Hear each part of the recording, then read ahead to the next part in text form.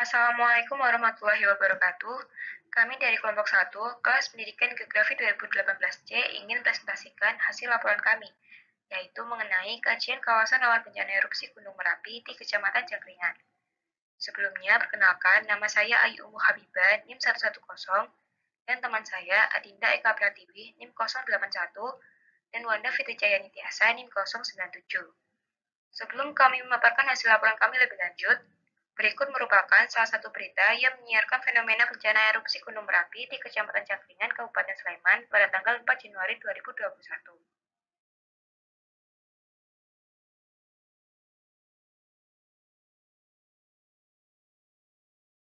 Sementara itu, erupsi Gunung Merapi yang mengarah ke sisi barat daya ditindaklanjuti BPP TKG Yogyakarta dengan mengubah rekomendasi zona bahaya. Meski demikian, ratusan warga dari Dusun Kalitengah Lor, Sleman, Yogyakarta yang kini relatif aman dari bahaya erupsi Gunung Merapi masih bertahan di barak pengungsian.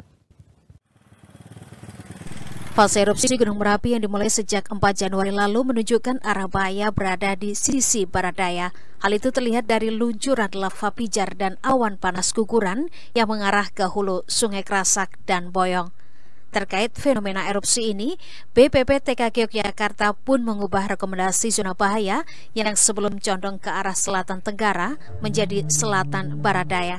Dengan perubahan rekomendasi bahaya erupsi ini, Dusun Kalitengah Lor di Desa Gelagaharjo, Kecamatan Cangkringan, Kabupaten Sleman, Yogyakarta, kini dianggap relatif aman. Padahal ratusan warga dari dusun yang berada di sisi tenggara Gunung Merapi ini telah 3 bulan berada di barak pengungsian. Meski demikian, pemerintah Kabupaten Sleman tak mau gegabah untuk memulangkan para pengungsi. Selain terkendala pembatasan kegiatan masyarakat di masa pandemi COVID-19, pemerintah Kabupaten Sleman mengaku tidak memiliki jaminan penuh terkait keamanan warga dari bahaya erupsi Gunung Merapi. Pasalnya, Dusun Kalitengah Lor masuk dalam radius bahaya 5 km. Untuk langkah selanjutnya, pemerintah Kabupaten Sleman pun berjanji akan melakukan evaluasi pengungsi Merapi setelah tanggal 25 Januari mendatang, setelah berakhirnya masa pembatasan kegiatan masyarakat. Michael Aryawan, Kompas TV, Sleman, Yogyakarta.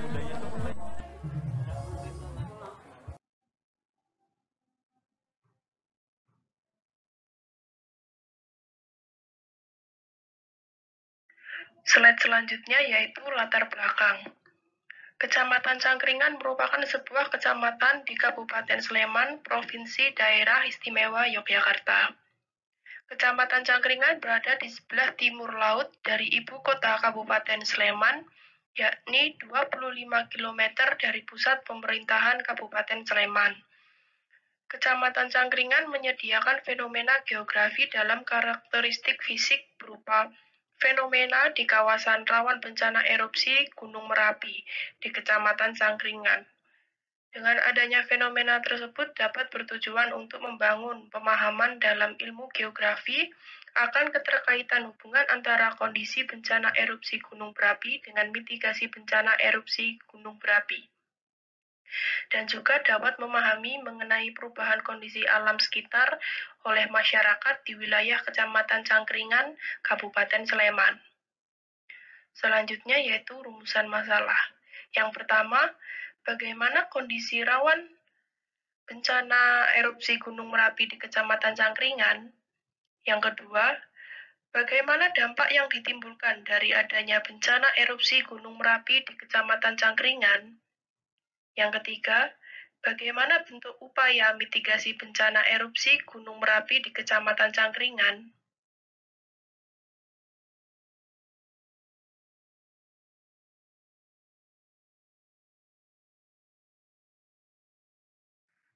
Kondisi kawasan rawan bencana erupsi Gunung Merapi. Yang pertama ada bentuk lahan. Secara geomorfologis, Kecamatan Cangkringan memiliki bentuk lahan vulkanik dengan beberapa satuan bentuk lahan, yang terdiri dari kerucut gunung api, medan lava, lereng atas gunung api, lereng tengah gunung api, lereng bawah gunung api, dan kaki gunung api. Berdasarkan peta kawasan rawan bencana Gunung Api Merapi di Jawa Tengah dan Daerah Istimewa Yogyakarta pada tahun 2010, kawasan Kecamatan Cangkringan termasuk ke dalam kawasan rawan bencana 1, 2, dan 3. Kawasan rawan bencana 1. Kawasan ini memiliki potensi terlanda banjir lahar dan perluasan awan panas. Wilayahnya meliputi sekitaran kaki Gunung Merapi, tepatnya di sebagian kecil Desa Argomulyo. Luas area ini yaitu 24,57 hektar are. Kemudian ada kawasan rawan bencana 2. Wilayah ini berpotensi terlanda aliran massa berupa awan panas, aliran lava, lahar, lontaran jatuhan piroklastik lebat, dan lontaran batu atau pijar. Wilayahnya meliputi sekitar lereng dan kaki Gunung Merapi, tepatnya di sebagian besar Desa Argomulyo, sebagian Desa Kapuharjo, sebagian Desa Gelagaharjo, dan sebagian Desa Umbul Harjo. Luas area ini yaitu 1.461,80 hektar are. Dan yang terakhir ada kawasan rawan bencana 3. Kawasan ini berpotensi sering terlanda awan panas, aliran lava, lontaran bom vulkanik, gas beracun maupun guguran batu atau pijar. Wilayahnya meliputi sekitar kerucut gunung api, tepatnya di sebagian Desa Kapuharjo, sebagian Desa Gelagaharjo, dan sebagian Desa Umbul Harjo. Luas area wilayah ini yaitu 1.860,70 hektar are.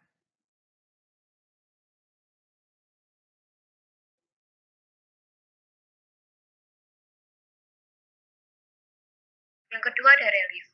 Untuk lahan Kecamatan Cangkringan yang berbeda-beda dengan karakteristik relief berbukit mempengaruhi tingkat bahaya erupsi Gunung Merapi di wilayah ini.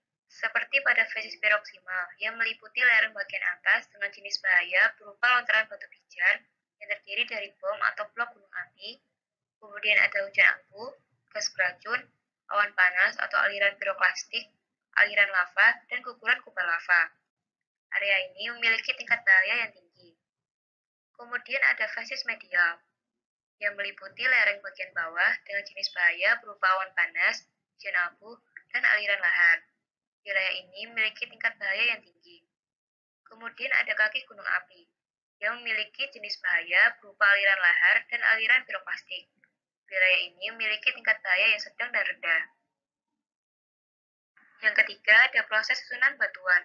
Susunan batuan pada wilayah ini terbentuk karena proses vulkanisme akibat dari adanya tenaga endogen. Proses tersebut diawali oleh letusan Gunung Merapi yang mengeluarkan magma, abu, maupun material lain yang kemudian mengalami pengendapan. Proses tersebut kemudian terjadi secara terus-menerus hingga membentuk suatu susunan batuan.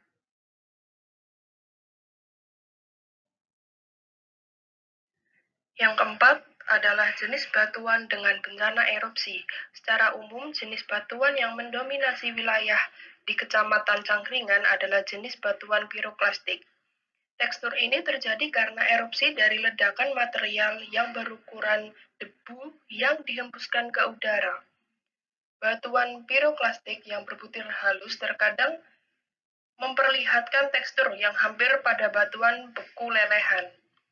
Batuan Gunung Merapi yang ada di Kecamatan Cangkringan ada 3 batuan, yaitu batuan padat, merah, hitam, dan putih. Batuan merah memiliki partikel yang lebih halus, sehingga batuan hitam yang tampak terlihat seperti morfologi material polimer yang tidak memiliki sebaran partikel.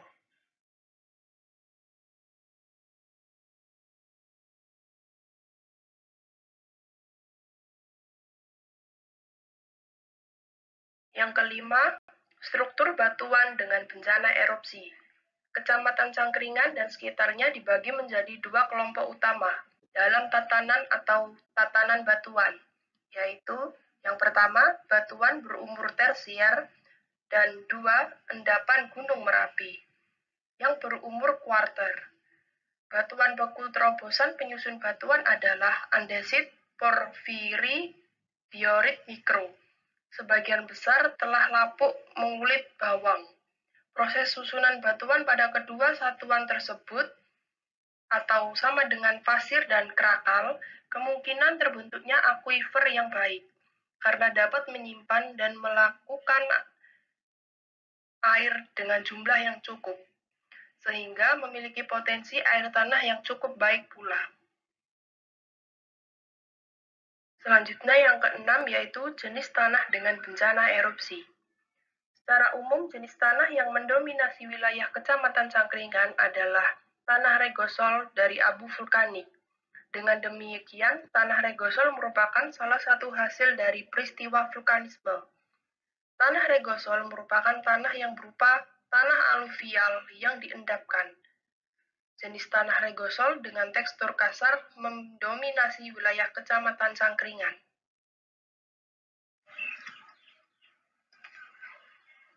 Saya akan menjelaskan tentang hubungan iklim dan curah hujan dengan erupsi. Debit air yang terjadi di Kecamatan Cangkringan berpengaruh pada mata air seperti faktor iklim atau yang berhubungan dengan curah hujan. Mata air terbesar terletak di Desa Umbul Harjo yang memiliki debit besar dan didukung oleh curah hujan yang lebat. Bulan basah di lereng Merapi terjadi antara bulan Desember sampai Februari dengan curah hujan mencapai 466 mm per hari. Dengan sebaran intensitas hujan yang tinggi dapat menyebabkan lahar dingin yang besar dan curah hujan yang tinggi dapat mengakibatkan erosi tanah yang memperbesar banjir lahar dingin. Dalam keadaan erosi dapat bernilai positif, yakni kerusakan lahan akibat erupsi dapat berkurang.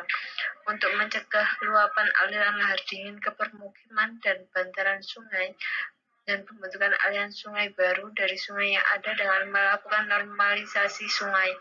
Normalisasi sungai berfungsi sebagai mengembalikan aliran lahar dingin ke sungai dan mencegah pembentukan aliran sungai baru.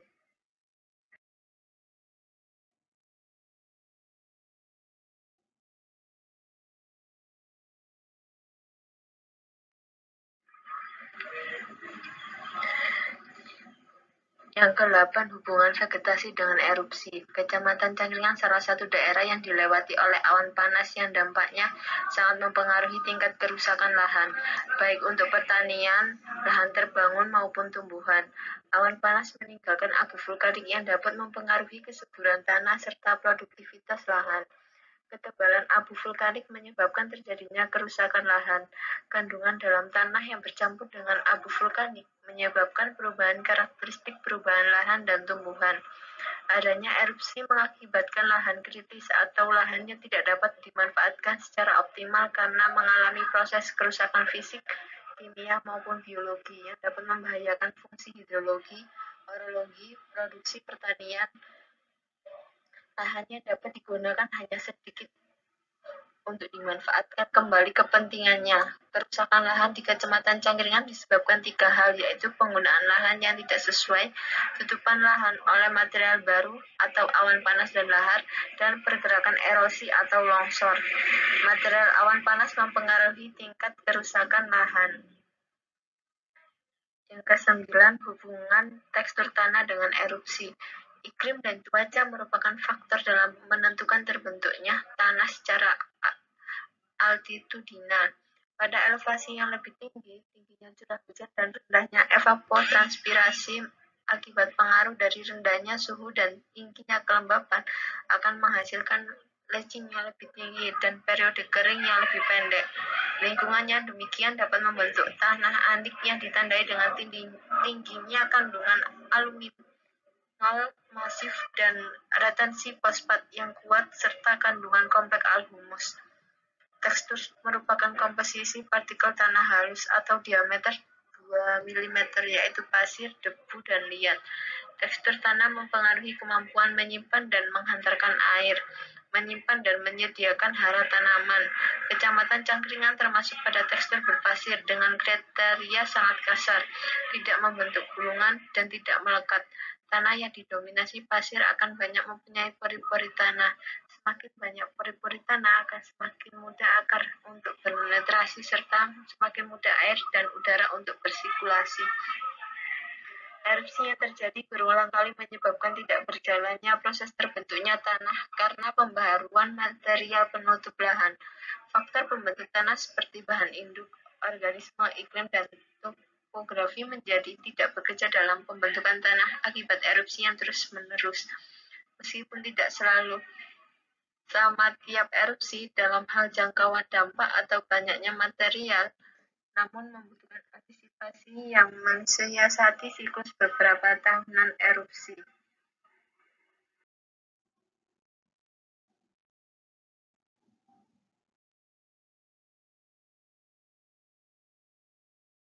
Selanjutnya, dampak bencana erupsi Gunung Merapi.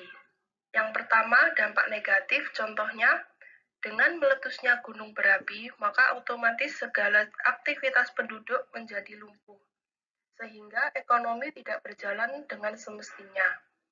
Yang kedua, lava dan lahar akan merusak semua yang dilaluinya, seperti hutan, sungai, lahan pertanian, maupun permukiman penduduk. Contoh yang ketiga, terjadinya pencemaran udara, karena saat terjadi letusan gunung berapi, mengeluarkan debu dan gas-gas beracun yang mengandung sulfur dioksida, hidrogen sulfida, dan nitrogen dioksida. Yang kedua, dampak positif. Yang pertama, tanah sekitar gunung terkena material letusan akan semakin subur. Kedua, selain itu muncul pula sumber air panas secara bertahap dan periodik. Contoh yang ketiga, besarnya volume material vulkanik selama letusan berlangsung dapat dimanfaatkan masyarakat untuk sebagai penambang pasir.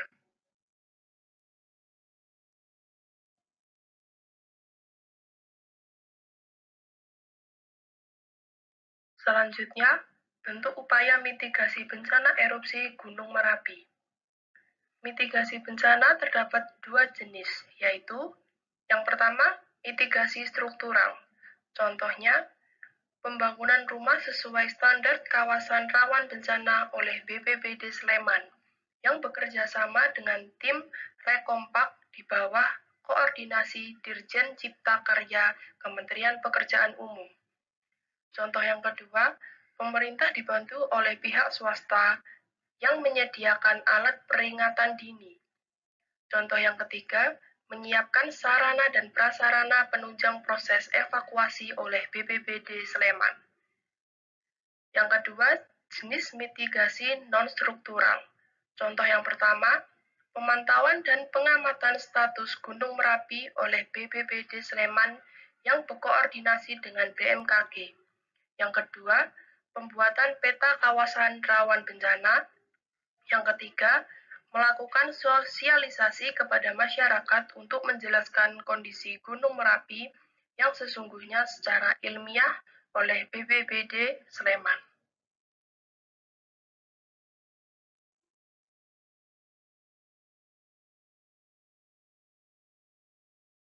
Sekian presentasi hasil laporan yang dapat kelompok kami sampaikan.